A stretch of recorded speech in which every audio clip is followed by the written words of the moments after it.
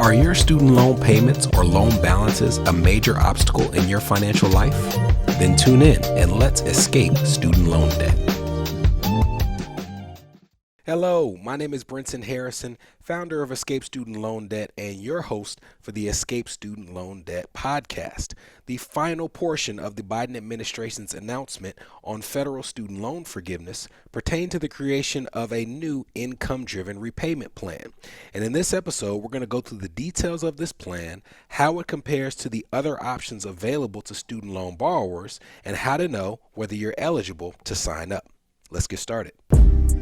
You're listening to the Escape Student Loan Debt podcast. Subscribe now at escapestudentloandebt.com. Welcome back.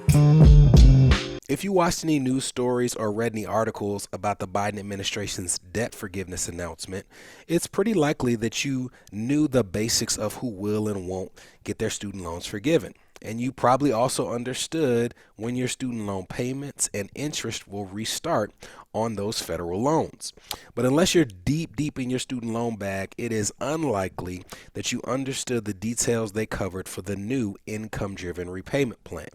So what I thought would be helpful was to first tell you the basics of all income-driven repayment plans, the options that are currently on the table, and tell you how this new one compares to what's already available to student loan borrowers. So what are income-driven repayment plans in the first place?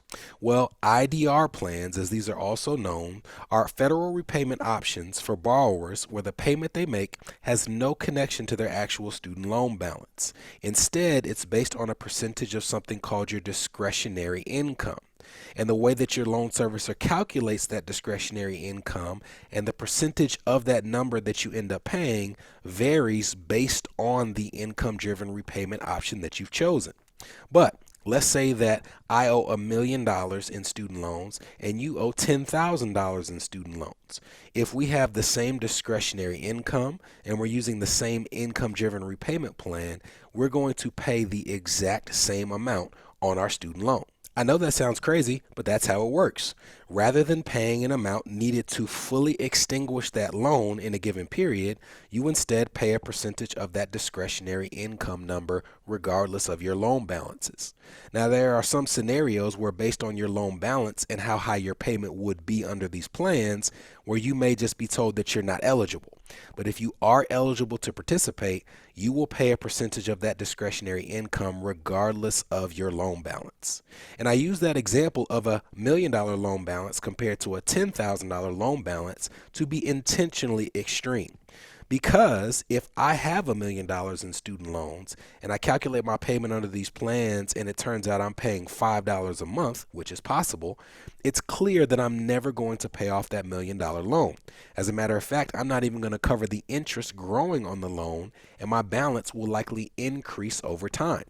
Well, thankfully, another feature of these income-driven repayment plans is that either under the current plans, 20 or 25 years of repayment, any remaining balances will be forgiven regardless of the amount. Even if after 25 years they wiped away my full $1 million of loan balance, they will not tell me that I owe too much to have my debt forgiven. In future episodes, we'll talk about any potential consequences that might result from that forgiveness. But for now, I want you to know the details of paying a percentage of your discretionary income for a period of time. And if after that period of time there are still remaining debts, those debts would be forgiven in full, no matter how high the amount. The next thing you need to know about these income-driven repayment plans is if discretionary income is such an important piece of the plan, how do you calculate your discretionary income in the first place? And no matter the payment plan you choose, that calculation is a different iteration of the same core concept. You take your adjusted gross income from your previous year's tax return and you subtract a certain percentage of a number called the federal poverty level.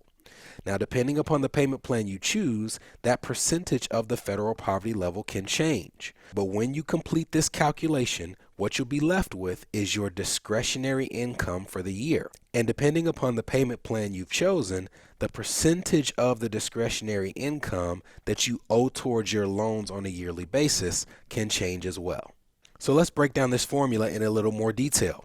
Your adjusted gross income from the previous year's tax return is something that we covered in part 1 of this series. You can look at the 1040 of your most recently filed tax return, and probably towards the middle/top of the page, you'll see a number that's called your adjusted gross income. In the eyes of your loan servicer, this is what you made in the previous year. Now, you subtract a certain percentage of the federal poverty level. What is the federal poverty level? Federal poverty level is an amount of income based on the number of people in your household, where if you make that amount or less, you're considered impoverished. The government uses these numbers to determine who's eligible for certain social services. You might be trying to qualify for a social benefit, and they say you have to earn within 200% or 150% of the federal poverty level. We'll put links in the notes of this episode so you'll be able to see the most recent federal poverty level for the 48 contiguous states and Hawaii and Alaska. Now you know the terms. You know adjusted gross income, you know federal poverty level, and we've covered that depending upon the payment plan you choose under the IDR umbrella, the percentage of the federal poverty level that they allow you to subtract from your adjusted gross income can change.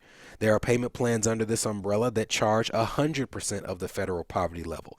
There are other plans that allow you to subtract 150% of your federal poverty level, which even further reduces your discretionary income and subsequently your student loan payment. This calculation, where they take a certain percentage of your federal poverty level and just wipe it away before they calculate your payment, has a term associated with it. It's called your non-discretionary income. Put simply, it's a certain amount of money that they allow you to essentially hide before they figure out what your monthly payment will be. And you don't have to be a mathematician to understand that the higher you can get that non-discretionary income, the lower it will make your discretionary income, and the lower it will make your subsequent student loan payment.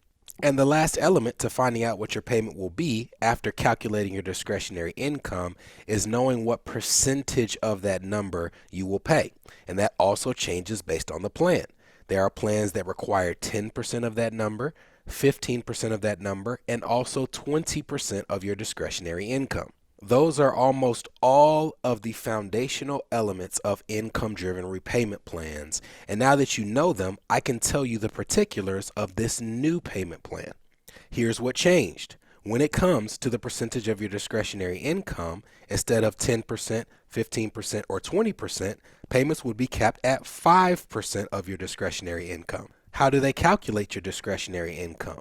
Well, the foundation of that formula is the same. Adjusted gross income minus a certain percentage of your federal poverty level.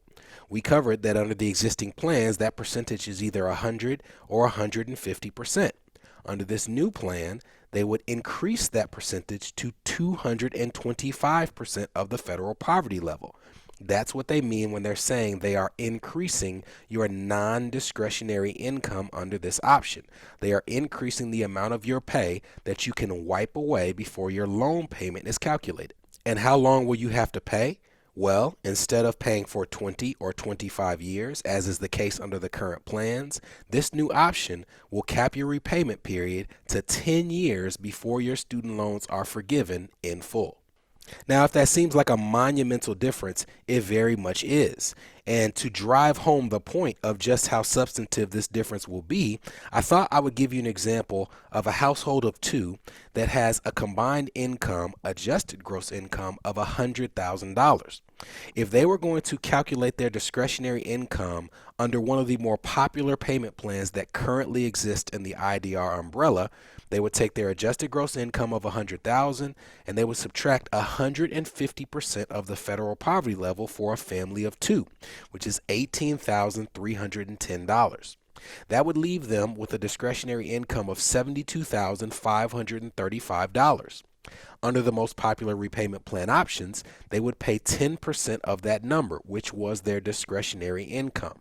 That leads to an annual payment of $7,253.50 for the year and a monthly payment of a little over $604 a month. Now, let's calculate that same payment under the new option.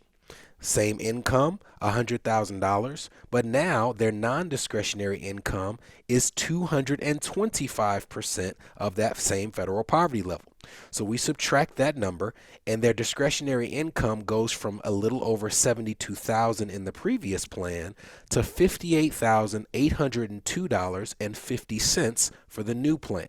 So the discretionary income is lower, which even if we charge them 10% like we did in the previous plan, would have made a significant difference. But remember that under this new plan, it's not just reducing the discretionary income, they also are reducing the percentage of that number that you pay to 5%. 5% of this number is $2,940 for the year and $245 a month. So the same couple, the same student loans, but on one payment plan, they're paying $604 a month. Under the new repayment plan, they're paying $245 a month. Under the old repayment plan, they would have to pay that $604 a month until they either paid off their loans or 20 or 25 years had passed. Under the new repayment plan, they pay $245 a month for 10 years until these student loans are forgiven. A monumental impact that you can hopefully now see in terms of how it could potentially change your student loan payment if you're eligible. And after the break, we'll tell you just who is and who is not eligible for this plan. This is the Escape Student Loan Debt Podcast. A show for established professionals whose student loan payments or loan balances are impacting their marriage, their business, their credit, or their dream of achieving home ownership. We'll be right back. Are you interested in learning the tools and techniques we use to get student loans forgiven, reduced, reorganized, or expedited? Well, great news. We're currently updating our flagship course, Escape Student Loan Debt, to reflect the current changes in the student loan landscape. To stay up to date on the launch of the course and opportunities to sit in on our live recording sessions, head to escapestudentloandebt.com and join our email list now. You're listening to the Escape Student Loan Debt Podcast. Subscribe now at escapestudentloandebt.com. Welcome back. Welcome back. Before the break, we covered the details of the new repayment plan that will be put under the Income Driven Repayment Plan umbrella. Now that you know those details, we can cover who is and is not eligible. And unfortunately, the number of people who want to take advantage of this plan is going to be far higher than the number who actually can. Based on what we know so far, this new option will be available to those only seeking to repay undergraduate school loans whose original balances did not exceed $12,000. So if you have graduate school loans, unfortunately, you're out of the running. If you have undergraduate school loans only, but your loan balance upon graduation exceeded $12,000, you also are ineligible for this plan, while you would retain eligibility for some of the other income-driven repayment plan options. And if you're tracking the details of how they've handled the other elements of student loan forgiveness, this should all make sense and it shouldn't be a surprise. They are not trying to forgive the balances or lower the payments of people who got a pricey undergraduate degree at a state school or a private school.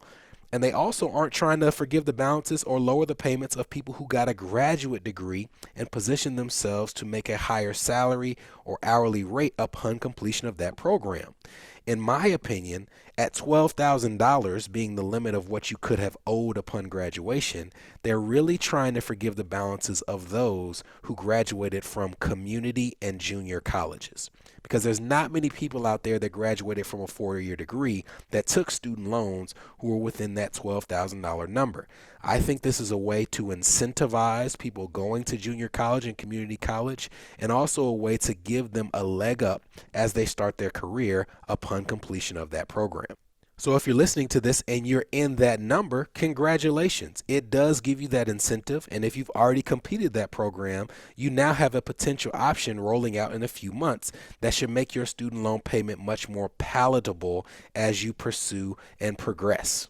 And if you're not in that number, then let's not be mad that there are people out there who get to benefit from it just because you can't, because there are people who get to benefit from it. Instead, look forward to the fact that if you stay with this podcast, I will give you enough tools you need to have your student loans forgiven, reduced, reorganized, or expedited. I'll see you next episode.